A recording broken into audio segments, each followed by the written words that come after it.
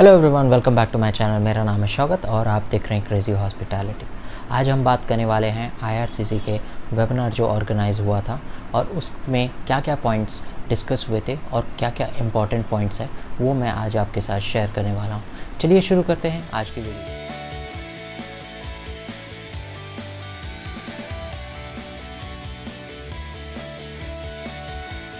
IRCC ने एक और वेबिनार ऑर्गेनाइज़ किया था और स्टूडेंट्स को अपडेट देने के लिए कि वो क्या प्लानिंग कर रही है इंटरनेशनल स्टूडेंट्स को कनाडा जाने के लिए।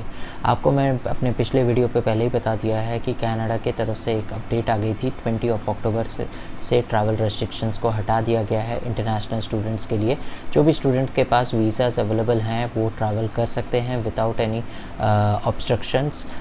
उन्हें सिर्फ अपने क्वारंटीन प्लान के साथ ट्रैवल करना है। और इस वेबिनार में जो ऑर्गेनाइज़ की गई थी आज, उस पर बहुत सारे पॉइंट्स क्लियर कर दिए गए हैं, तो मैं वहाँ से कुछ पॉइंट्स निकाल के आपके लिए रखा हूँ।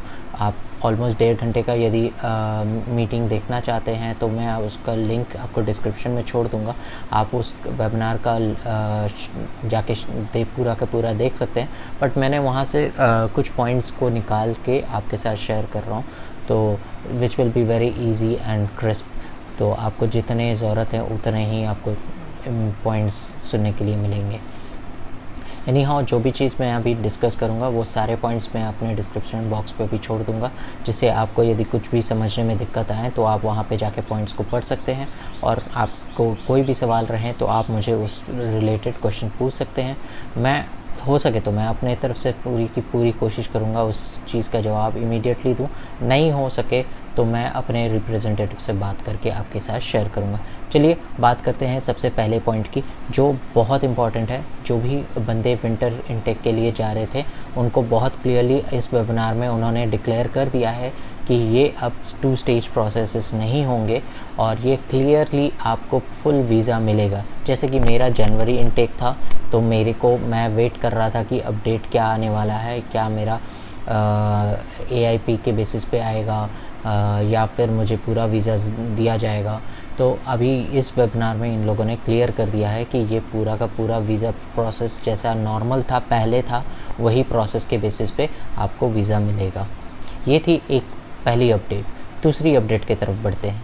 If you have an AIP for 2021 then you must have deferred, and if you did not then you need to notify IRCC about the deferral for the new LOA via web forum।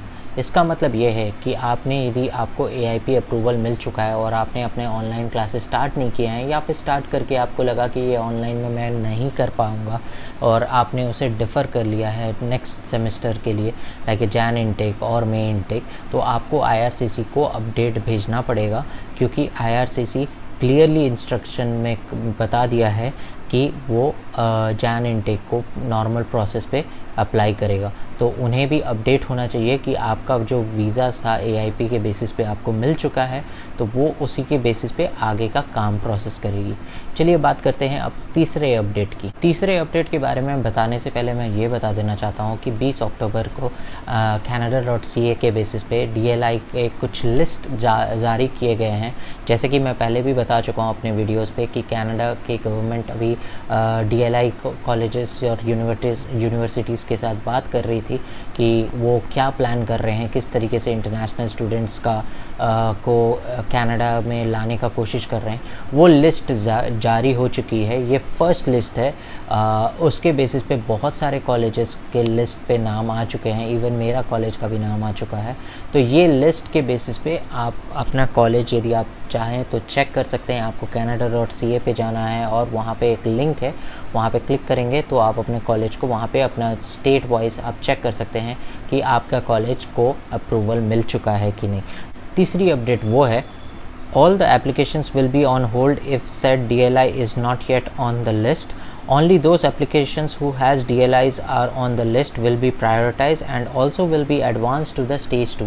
ये उन बंदों के लिए हैं जिनका AIP approval आ चुका है और AIP अप्रूवल आने के बाद वो अपना ऑनलाइन क्लासेस स्टार्ट कर चुके हैं। आपका यदि कॉलेज DLI के लिस्ट पे आ चुका है, जो नया लिस्ट 20 तारीख को अपडेट हुआ है, वो लिस्ट के बेसिस पे आपके जो वीज़ा प्रोसेस है उसे स्टेज 2 के लिए फॉरवर्ड कर दिया जाएगा। ये चीज़ अपडेट आई है इस वेबिनार में। चलिए बात करते हैं चौथे अपडेट पे ये है, ये पहले भी मैंने बताया है, वो है if you have completed 1 year online you are still eligible for PGWP for 1 year programme. यदि आप कर रहे थे और आपका पूरा का पूरा ऑनलाइन में ही कंप्लीट करने वाले हो या किसी कारण से आप पूरा का पूरा आपका ऑनलाइन कोविड के वक्त चलते हो रहा है, तो आपको टेंशन नहीं लेना है, आपको आपका जो वर्क परमिट है आपको मिलेगा। ये चीज़ भी इस वेबिनार में कंफर्म कर दिया गया है।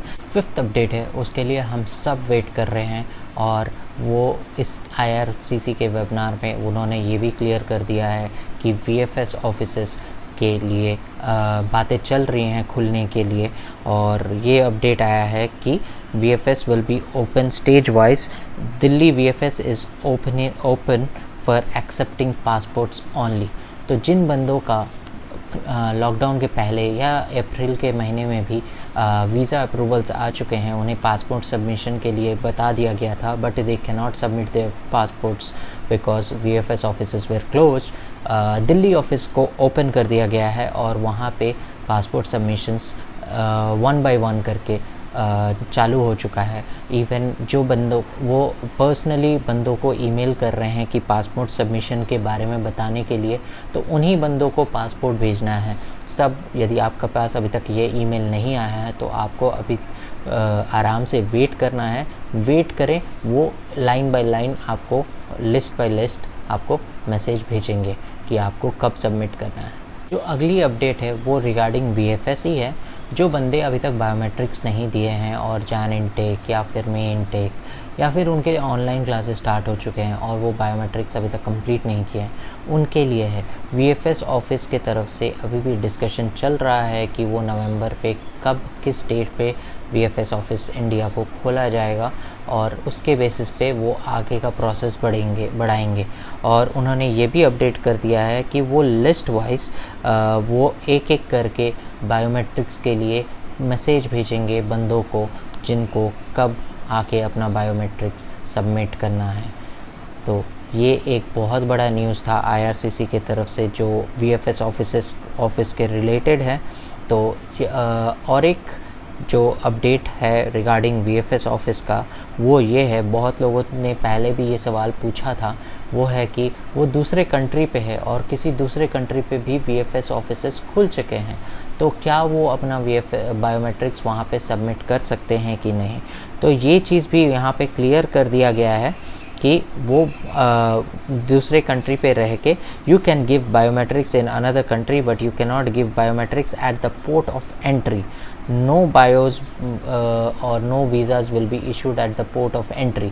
तो ये चीज़ उन्होंने क्लियर किया था IRCC के वेबिनार पे। तो आप यदि दूसरे कंट्री पे हो, आप अपना बायोमेट्रिक्स वहाँ पे भी सबमिट कर सकते हैं। IRCC के इस वेबिनार पे एक और अपडेट जो था वो है POE के बारे में।